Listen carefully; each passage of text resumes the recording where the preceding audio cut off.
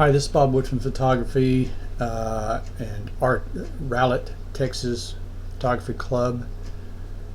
I want to talk to you today about Blend If. We've been talking about Blend If off and on during our workshops, and I'm not sure I've really gotten across as to how it works. It's a very simple process once you get the hang of it, but it can be a little daunting in the beginning.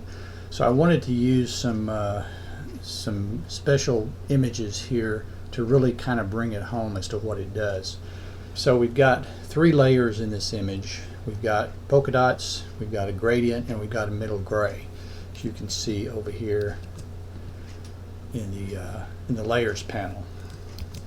So we're going to start with the gradient, and you can either get to the Blend If by double clicking over here, not on the label but over here in an open space, or down here in the layers panel, or excuse me, in the icons down here below. You can click on it, and as long as you go to blending options, it will take you directly to where we're going. I like to use the shortcut, which is a double click right here, and it takes you directly into blending options and down here where our Blend If is. Now you'll notice in the Blend If that we have this little drop down menu here where you have gray, red, green, blue.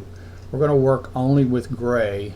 We're not going to worry about these are the RGB channels. We're not going to worry about those. We're only going to stick with gray in the beginning here anyway, because it talks about luminance values. So the way this thing works is very much like your range mask over in Lightroom or in Camera Raw. It's the same concept, it just works a tiny bit different. If you have this top one here that says this layer, and you have this one that says underlying layer. Now in the beginning I had a little bit of a brain issue with understanding exactly what that means, but it's really simple. And what it says is this layer, whichever one of these you select, it's going to affect the layer you're on. So we're on this gradient layer right now, so whichever one of these I select is only going to affect this. But if I select this layer, it's telling me, or I'm telling it, that I want to affect this layer based on itself. So I want to select this layer. If I remove values here, move this over to say I don't want anything from 249 to 255 to be available, it's looking at this layer at those values in order to remove it. And the same thing with blacks. If you move this, you can see it happening on the screen there, and I'll get to that in just a minute. But that's the way this thing works. If I go to underlying layer, it's looking at what is below to determine what to exclude from the layer that I'm on. So right now I have nothing available in the layer below because I've got it turned off. So if I move these, it doesn't do anything because there is nothing below it to tell it what to do. Okay, so that's how those work, and I'll get into that a little bit in more detail in just a moment, but I wanted you to understand the difference. It's always going to affect the layer you're on, but I'm using the values of the layer that it's on instead of the layer below. Okay, and that's how that works. So this sliding value here, this is going to be your luminance values from 0 all the way to 255. Your 0 being pure black, 255 being pure white. And I created this gradient image here for you so you can see how that works. If I take 255 and move it down, you'll notice how the white begins to go away. And you can tell that these values are a little bit more gray than the pure white out here, just like it's supposed to be. Now if I do the same with black, it's going to remove the black. So what I'm saying here then is on this particular layer, I don't want to include any values from 0 to 8 to 17. And up here on the right side, I don't want to include any values from 219 to 255. So that is the way this works. I can also, if you look in here real close, I can also press my Option or Alt key and grab this side and pull it, and it begins to gradate. Let's go back and look at it here. it shows a little bit of a gradation. I don't know if you can see it there. Let's come in here and look a little closer. You can kind of see it gradating there. So it's fading, so it's not such a harsh cutoff rule. So what that means is that nothing from 219 to 255 is going to be available on this image. But from 193 to 218, you gradually take it away. See how this hard edge is over here? And over here we have a soft edge. If I take this and break it, press my Option or Alt key, grab the right side of this and move it over, see how it's gradated there? So now you have a gradation. And that's the way it's equivalent to the smoothing over in the luminance map. So it kind of smooths those edges. So this is the way that this layer works. So if I had a levels adjustment and I wanted to not apply it to the real harsh highlights or the real deep blacks, I could do it this way. And that's the power of this. So let's move these back. Okay. And now what I'm going to do is we're going to turn this on so that we have a level or a layer below it. And we're going to do the same thing, but we're going to do underlying layer. So it's going to look at these polka dots down here and with the gray background, and it's going to use that to determine what to exclude from here. So if I take this 255 or the right side and I move it to the left, it immediately, because those white values or those white polka dots are pure, pure white, so they're 255 value, it immediately says we're going to exclude that from the current layer. So because the current layer is here and it is a gradient, and you're saying I don't want to include anything from 250 to 250 or 251 to 255, you've moved it over. So it looks down here and it says if you're between 251 and 255, I'm going to exclude anything from this layer. So it immediately takes out those polka dots. Then if you go to the left and you push it, you get the same thing. So it's removing from this layer anywhere that it has black down here below. Anywhere where it has value of 13 to 0, which is pure black, it's removing it from here.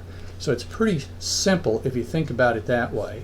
And if you get confused, watch this video again and just think about it, that's the way that it works. Very, very simple. So what I'm going to do now is we're going to go to some actual images and I'm going to show you how you can use both of those.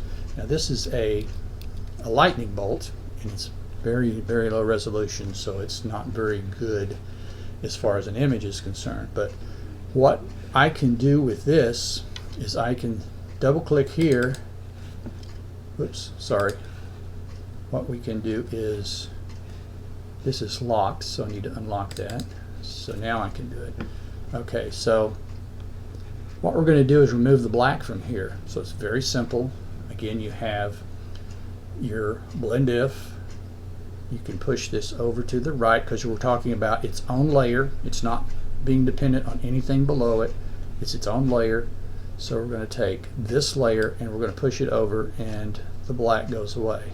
Now it's a little bit harsh, so you take this, you can take it over a little bit and just kind of play with it until you get down to where you want. And you can take this lightning bolt then and move it over into an image. And maybe not a good example, but you can see what I'm talking about. It removed all of the black. You've got some edges here that are gray, but you may want to take those gray edges out, and the farther you move it over, the more is gone. So you could take that.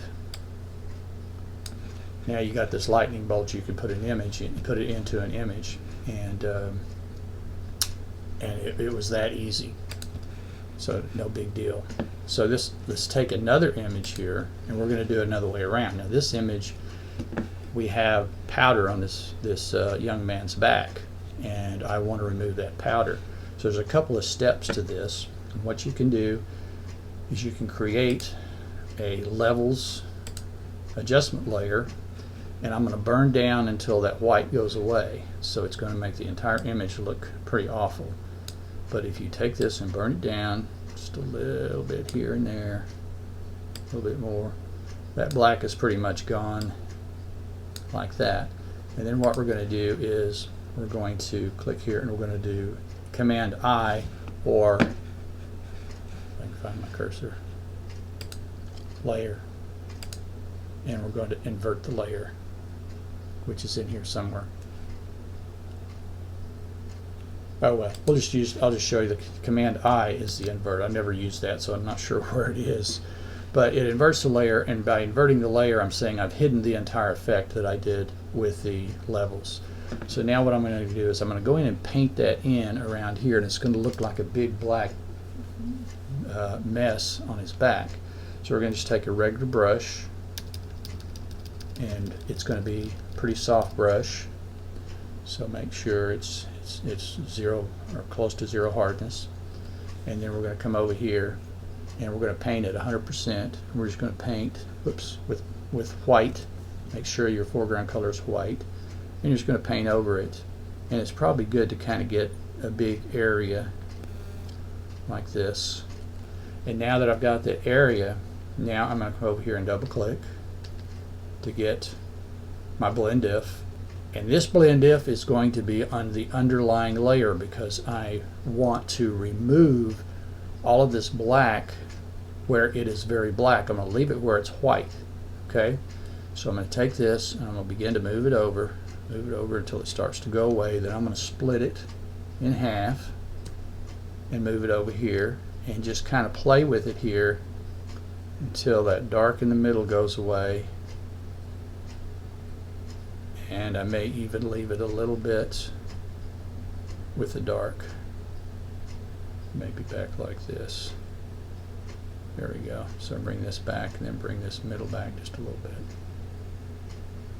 So it's not great, but if you didn't know it was there, you wouldn't know it. So that's another way of playing with blend if and explaining it. Maybe this is not the right method for removing this powder, but it's an example of something you can do with it. So that is blend if.